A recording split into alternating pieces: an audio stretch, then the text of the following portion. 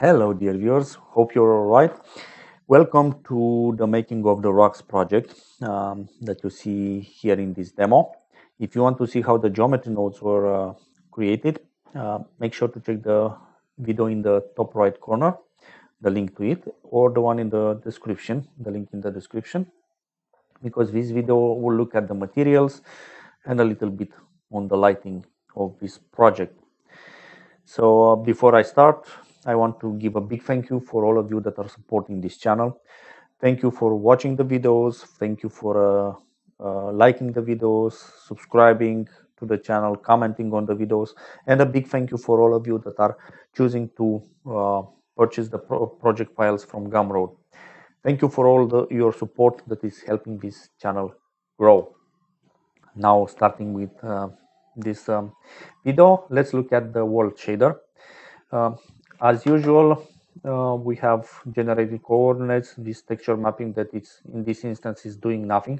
It helps you rotate this HDRI image, and this one you can find it on the Polyheaven site. You'll get the link in the description of the video as well.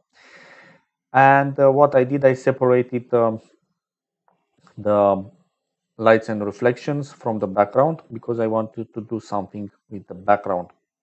This is for the lights and this is for the background. And if we go to a different frame, you can see the background here, and you get this result. If we look, this is the background that we have with the intensity increased, and this is adding basically this gray value on top of it to fade it away and keep the interest on the surface here. And that will be the world shader. Looking at the object materials, we have two materials for the side part and for the top part. And the side, if we move from the camera view and find something that is well lit, something like here, we get this result. If we switch to solid, the geometry looks like this.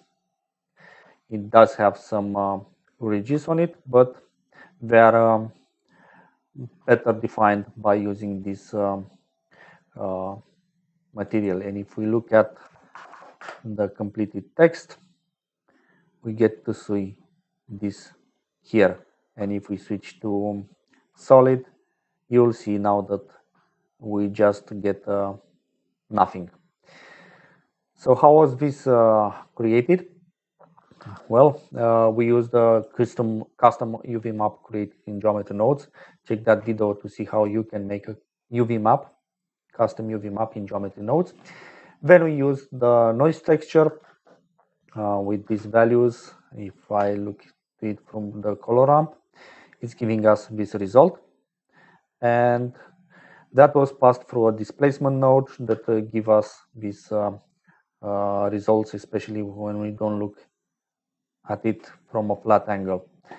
And what was used for the color is this value that you see here. Let me show you closer. And of course, I used for the roughness, I used the information that we created with this Voronoi texture and added this roughness that has these values from 0.6, I think. Yeah, 0.65 to 0.8, I believe. Yep.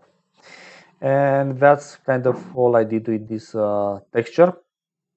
Things are a lot more interesting with the rocks material, because if we look at the surface, we get this effect. But if we push things a little bit back and we look at the surface, as you can see, we have some cracks here on the texture. So using again the custom UV map that we created, we have two levels of details. We have this mass grave texture that is used on the displacement to get the surface details that you saw here, meaning this. 1 second.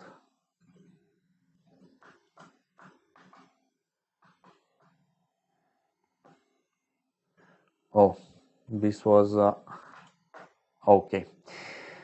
So we get this surface details that you see here, and on top of that we have this Voronoi texture that is creating the cracks that you see here.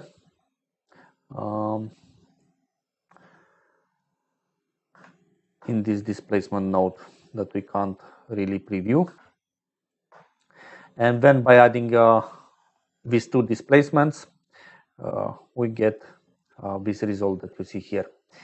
And interesting that when we have the text completed, these cracks disappear, and the reason for that is this value that you see here. The scale is reduced to 0, and this value is the fx value. So you can right click on this, copy as new driver, and then you can paste it here as a driver. And when you play with this value from here is copied here. So that's the way to get this result.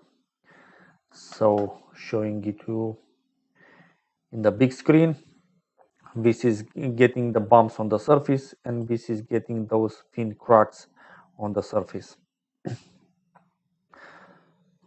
And this is the result you get in the end.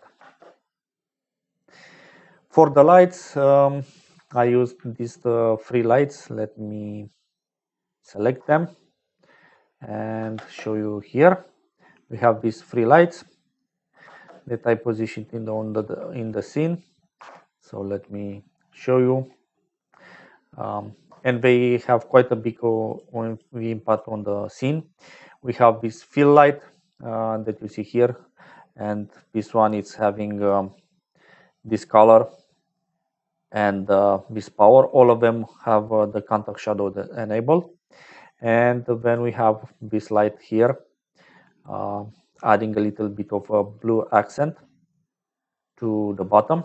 As you can see, it has this value. And then we have this light that it's lighting things like this here, having this color and these values. And together they give this awesome result in conjunction with what the world shader is giving. If we put this to 0, we get this dark effect, and then we can smooth things out a little bit and add some reflection by playing with this value. So what else did I did? As you can see, we have two cameras, one from the side and one from the top. The one from the side, if we look at the animation, it's used here when we have this side effect.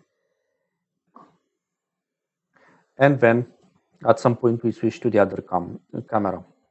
I told you this in a few videos. The way you can switch between cameras, you can add a marker by pressing M. Then having a camera selected, you can press Ctrl B. If you have the other camera selected, you can press Ctrl B and it will put you in that marker. And when you get to that side, you'll switch to that. And of course, you can just delete that marker by selecting it. So this is how you can do this effect. Thank you very much for watching. This is the most important parts of the project that I showed you. The ground material is just a simple principal BSDF, nothing special on it, so nothing to talk about it. So hope you find this information useful and you apply it to your project. And in that regard, happy blending and have a nice day, and hope to see you in the next